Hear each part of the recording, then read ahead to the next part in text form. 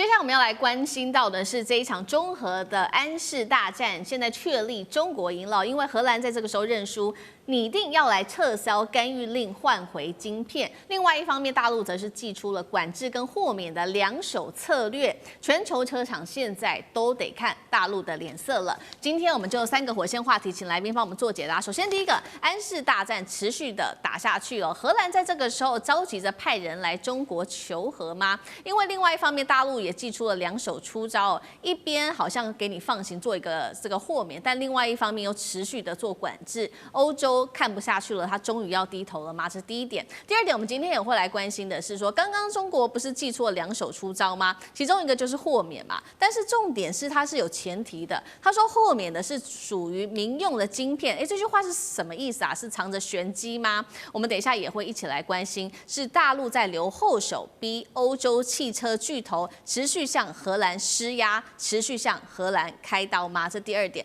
第三点，我们也会来关心，过去安氏啊，它的营运方式都是在欧洲做研发，并且在中国大陆这边做制造。但是现在有了这个安氏之乱之后，全球供应链恐怕重新洗牌了。不过在此刻，荷兰也意识到了中国大陆制造的一个重要性，也从这一次的安氏之乱看到中国强硬的保护自己的企业，拿荷兰这一次可以说是杀鸡儆猴。未来还有其他的国家感动大陆的企业吗？今天就这些议题，我们都会一次的来做分析。好，全球车厂这时候非常的急了，就是因为安氏大战。终于是不是可以看到一些曙光，要见分晓了吗？我们来看到中国大陆的商务部最新宣布，来自9号的宣布，他说中方本着于全球半导体供应链安全稳定的负责任态度，于是决定呢，民用相关的出口会予以豁免了。但是他说了这个民用2个字是什么意思呢？一方面好像释出了善意，但另外一方面好像又留一个后手。等一下我们会持续关心这是什么意思。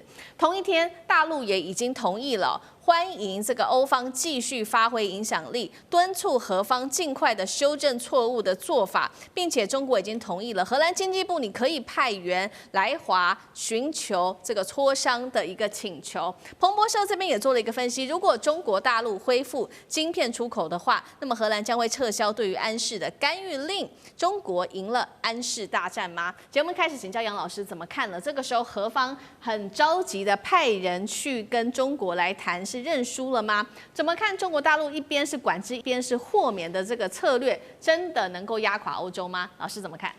我今天不会对荷兰这边太乐观哈，我觉得要继续的观察。那中国大陆这边也不是一下子就认为说自己赢了，因为其实这是整个美国开始对中国大陆的贸易战、科技战之后，后来走向整个西方大联盟对中国的这种压制。也就是从美国出手，然后呢，你看到晶片联盟，你看到一些就是军事船舰绕行南海、台湾海峡，以及你看到这一次荷兰的出手，其实这个出手就是在9月份的时候，美国的50%的穿透性关税，所以你面对这个问题的时候呢，一定要非常谨慎。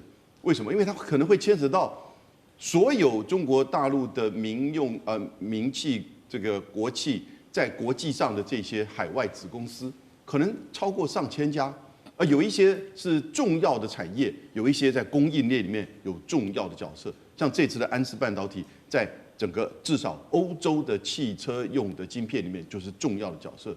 那有的是他自己独资成立，有的是他去并购，然后呢，但是占有重要关键。如果这个事情没有处理好，它会有扩散的效用，它会更进一步的在对中国的国际供应链的这种参与呢，会去处处的给你设限。那我觉得要有一个三角的这个概念哈，最上面的顶端的其实这个引线应该已经拆掉了，那就是美国，也就是你在釜山会议的时候，美国要把这个50%的传统性关税给取消掉。然后呢是以荷兰，不要忘记了，荷兰政府出手的。他那个经济部长出手的，他现在派人到中国来又怎么样？那第3个层面才是安氏荷兰，安氏荷兰里面有一些这个背叛者，然后这是你的资产，以及他处理这个执行长的职位的问题。所以你现在不是只是针对低阶的安氏荷兰而已哦，以及跟安氏中国之间的关系，你现在要处理已经拆掉这个隐性，但是荷兰政府怎么？你要有一个动作出来，要让别的国家也看到说。以后对同样的这个行为对中国的企业不只是有商业性的后果，你可能会有政治跟外交上的冲击。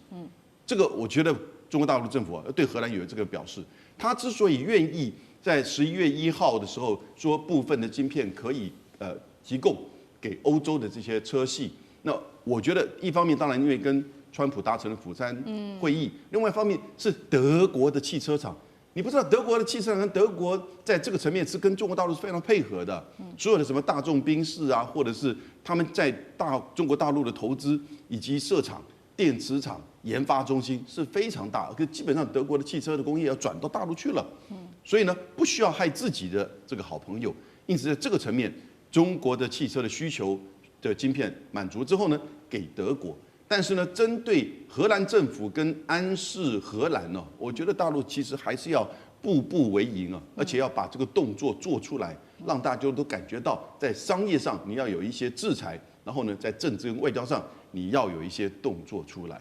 好，至目前为止，其实确实荷兰的这个官方目前都还没有一个比较清楚的表态，所以这个中荷之间的安氏之乱其实还是持续的在打下去。那大陆商务部不是说豁免嘛？但是他只说了豁免民用的晶片，是否等于留一手，要逼着其他的欧洲汽车厂持续的施压荷兰，是这个意思吗？委员又怎么看整起事件？我觉得中国商务部啊，在打这一张安氏牌啊，打的可以说有节有奏，哇，真是连环套一个扣一个，太厉害了。我很少看到中国的这个官员能够设计出这么好的一个战术啊。它里面说我要开放，特别讲民用，为什么？什么意思？因为很多汽车公司都有在做军用车辆。Mercedes-Benz 是最有名的装甲车底盘的制造商。还有装甲车的控制系统的制造商。Volvo 也不来做装甲运兵车。还有卡车，甚至那个什么，包括那个瑞典的 Volvo 啊，包括那个法国的雷诺标致，都有在做军用卡车，有军用运兵车、装甲运兵车。哦，他做的军用车辆可多了啦。而且军用车辆不只是欧洲在使用啊，也卖到全世界各地啊。因为它的军用车辆在全世界是占比是很高的。那你今天中国说，那我军用的我不卖。好，那什么意思啦？就表示要你各国的国防部你自己去给荷兰施压。你整个多了一个施压的管道。本来各国经济部部长说，那我来处理就好了。现在连到国防部长就被逼不得出面。所以说，我觉得中国这张牌打得漂亮哦。是。那个军方你不要北约，你不要以为没你的事哈。你的装甲车出不了货，你的这个。这所谓运兵车还卡在工厂里面，因为现在运兵车都很先进啊，所以装了很多跟一般民用汽车一样的比较豪华的、比较多功能的这种晶片，就通通是安森半导体生产的。从来没有想过这么简单的这种可以普遍制造的晶片啊，竟然发挥这么大的战略功能。所以中国打这张牌有够漂亮，非常好。是好，所以我们看到接下来或许这个荷兰的政府压力就会更大了。过去是这个经济相关的部门的官员或者是业者来去施压，那会不会这一次、下一次就是这个各国的国防部来做施压？这个我们会持续的来做关注。另外一方面，这个安氏之乱，刚刚说了嘛，全球的汽车产业不是因此陷入在晶片的恐慌吗？另外一方面也烧出了整体的地缘政治的风险。过去我们知道安氏它成功合作的一个黄金模式，就是说在欧洲做研发，在大陆做制造。那欧洲主要负责在设计啊这个技术方面，那大陆就负责这些量产，因为这边可以做不到比较大的一个产能跟比较低的一个成本，安氏也能长期的获利。但是因为这一次荷兰方的出手，等于亲自打碎了自己依赖的这样子的一个模式，那么其实也让荷兰真正意识到大陆制造的不可取代性。那么现在专家也做警告，地缘政治风险增高，跨国的这些科技巨头恐怕未来都得重新的好好思考布局。不管是你加强你的在地研发、防火墙合规，或者是自己的自主化等等，怎么看？请舰长来带我们看哦。这个大陆保护企业的态度，在这一次安氏之乱里面可以说是非常的强硬，底气来自于哪里？那么这一次针对荷兰的动作，有点像是杀鸡儆猴嘛，是要让世界知道，动中国企业是要付出巨大代价的嘛？也就是说，这一次在川普发动这一个对等关税之前，中国大陆就已经做好准备了。而且他这个准备不是只有政府这一部分做好准备，而是他连对于企业所造成的影响，他把企业整个解构，也就是对于这个 business model 那个他这一个商业的一个模式，他彻底的分析。会造成什么样的影响，他都事先防范了。所以我们现在看到，为什么中国大陆它都能够以打来促谈，也就是你要如果说你用这种方法来应对中国，中国绝不示弱，也就是不跪不退。然后不跪不退的结果，也就是什么？也就是你的供应链被阻断。那当阻断的时候，那个欧美受伤，可是中国自己呢？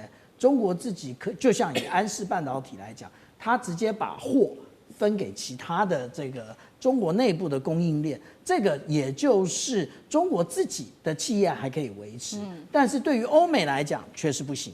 那如果说我们来看这个安氏半导体的话，其实如果我们来看它的一个内容的话，如果它是属于这一种要高不高、要成熟不成熟的这一个产品的话，它其实是在荷兰设计，然后交给德国跟英国制造，然后最后封装测试的部分交给中国大陆。但是如果是低阶的话，其实是由荷兰设计，然后直接交给中国制造以及封装测试。这里面出现一个问题啊，也就是我们大家对于中国现在它的对于这一个半导体的进程到底是什么，我们大家不太了解。这个问题会出在哪里？出在论文上面。也就是当我写了论文之后，我就会建构了这个相关的这个保护。那这个论文来，我们来看一看啊，这最近20年的改变。如果说我们从2000年到2002年的时候，我们看到中国这个时候的排名呢，其实还在5名之外啊。那可是我们如果看到现在来讲的话，中国大陆已经是位居榜首，它的论文是最多的。那这也就是为什么现在美国一直想要透过这个贸易战来打中国，却是一直打不动，因为你只要不卖的，你只要封锁的，中国就自己来。例如说我们之前讲到的光刻机是如此。那当都是如此的时候，其实大家慢慢对于以前只是中国制造，慢慢就改观了。未来其实之前还有一句叫做2035，中国标准其实慢慢正在成立之中。好，谢谢监长。那我们休息一下，马上回来。地缘政治、美中之争、战略价值。